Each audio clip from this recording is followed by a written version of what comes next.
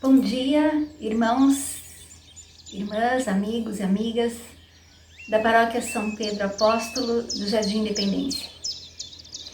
O Evangelho de hoje nos leva ao final do episódio da ressurreição de Lázaro, em Betânia, na casa dos amigos que Jesus amava, Lázaro, Maria e Marta. Essa pequena comunidade é espelho da situação das comunidades do discípulo amado no final do século I na Ásia Menor. Betânia significa casa dos pobres. Marta significa senhora ou coordenadora, isto é, uma mulher coordenadora de comunidade. Lázaro significa Deus ajuda. Então era uma comunidade de pessoas pobres, uma comunidade que confia e espera em Deus, principalmente em um momento em que não podia esperar nada do império que dominava aqueles povos, que era o Império Romano. Maria significa a amada de Deus, a discípula amada, imagem da comunidade, de ontem e de hoje. Hoje somos todos nós e seguimos a Jesus, seguidores e seguidoras de Jesus. A ressurreição de Lázaro, o sétimo sinal realizado por Jesus no Evangelho de João, foi o ponto alto e decisivo da revelação de si mesmo e da face de Deus. O fato de Lázaro ter voltado a viver acendeu a certeza de que Jesus é a vida, que Deus é fonte de vida. Ele é o Filho amado que o Pai ressuscitou. O trecho que a liturgia nos oferece à reflexão hoje mostra a repercussão deste sétimo sinal realizado por Jesus, que foi fazer Lázaro voltar a viver. Mais uma vez, palavras e atos de Jesus dividiram opiniões. Muitos judeus que tinham ido à casa de Maria, vendo o que aconteceu com Lázaro, creram nele. Mas alguns foram até os fariseus para contar o que Jesus havia feito. E os fariseus denunciaram a Jesus. Só lembrando, fariseus eram os mesmos da parábola, o fariseu e o publicano, que Jesus contou. Fariseus eram aqueles que batiam no peito e diziam: eu te agradeço, meu Deus, porque sou melhor do que todos, não sou igual àqueles que são pecadores, tal. Conheço e cumpro a lei, sou certinho. E a preocupação desses fariseus era política, porque havia o perigo de toda uma população crer em Jesus, uma vez que o número dos que o seguiam crescia sempre mais. Jesus não tinha privilégios nem respaldo de famílias ou de grupos importantes. Outro fato é que a metade da população de Jerusalém dependia completamente do templo para viver e sobreviver.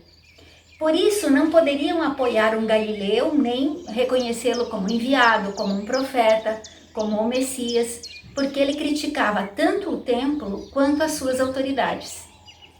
Isso também explica por que algumas pessoas se prestavam a informar essas autoridades sobre as ameaças à economia e à vivência de uma vida religiosa congelada e fechada em ritos e prescrições. O fato de Lázaro estar vivo novamente aumentou a popularidade de Jesus. E o conselho das autoridades, a Assembleia Deliberativa do tempo de Jesus, o Sinédrio, foi convocado. O problema foi posto sobre a mesa. Que faremos? Este homem realiza muitos sinais. Se o deixarmos, todos crerão nele e os romanos virão, destruindo o nosso lugar santo e a nação. As autoridades não suportavam mais a Jesus, que era visto como um perigo para eles. O rebelde Jesus poderia provocar a perda do templo e também da posição privilegiada dos sacerdotes do templo. Caifás, o sumo sacerdote, decide: É melhor que um homem morra pelo povo e que não se perca a nação. A partir desse momento, os chefes dos judeus, preocupados com a popularidade de Jesus e com medo dos romanos, decidem matar Jesus. Para eles, Jesus deveria morrer como um clandestino. Jesus, por isso, não andava mais em público, narra o texto. Não andava mais em público entre os judeus, mas retirou-se para a região próxima do deserto, para a cidade chamada Efraim, e aí permaneceu com os seus discípulos. A Páscoa dos judeus estava próxima, e nessa época do ano a população de Jerusalém triplicava por causa dos peregrinos.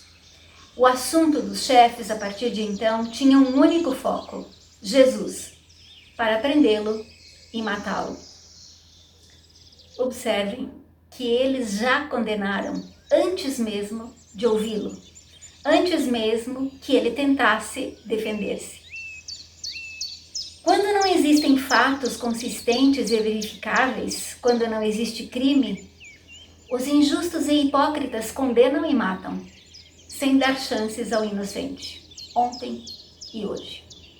Jesus passou por isso também, e a humanidade não entendeu e continua repetindo os mesmos erros. Eu, você, vemos a realidade como ela se apresenta, ou com as lentes do preconceito que não permite discernir o bem do mal. Os bajuladores entregaram Jesus ao sinédrio.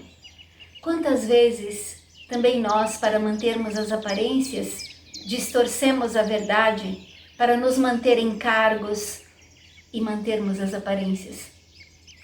O Evangelho hoje diz isso para mim, diz isso para nós. Deus vê o coração. A mentira fere e mata. O bem que Jesus fazia machucava os que não queriam perder seus lugares privilegiados na organização do Império Romano. O bem que as organizações fazem, que as pessoas fazem, que eu e que você fazemos, não podem ser motivos de inveja e perseguição.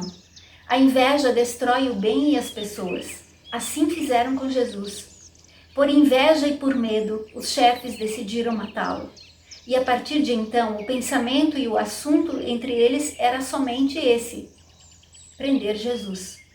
Que pensais? Virá ele à festa? O Evangelho nos oferece diferentes posturas frente a Jesus.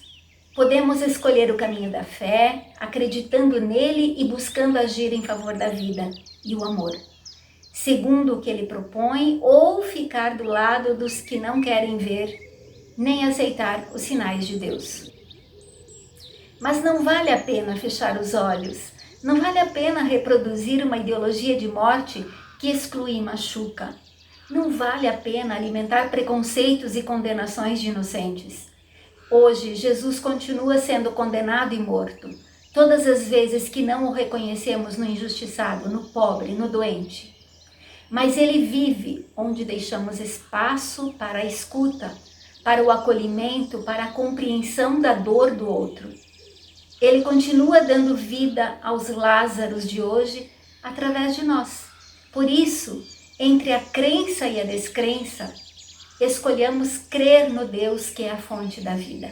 E cuidemos da vida de todos e da nossa Mãe Terra, na certeza de que o Senhor nos guarda como um pastor a seu rebanho, conforme o refrão do Salmo de hoje.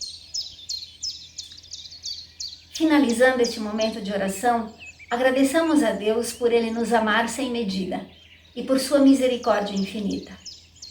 Obrigada, Senhor, por esse dia, por teu amor infinito, por tua presença constante em nossas vidas, mesmo quando não conseguimos perceber. Pedimos que com tua bondade cuides de todos os profissionais da saúde e funcionários dos hospitais que estão arriscando suas vidas para cuidar dos doentes.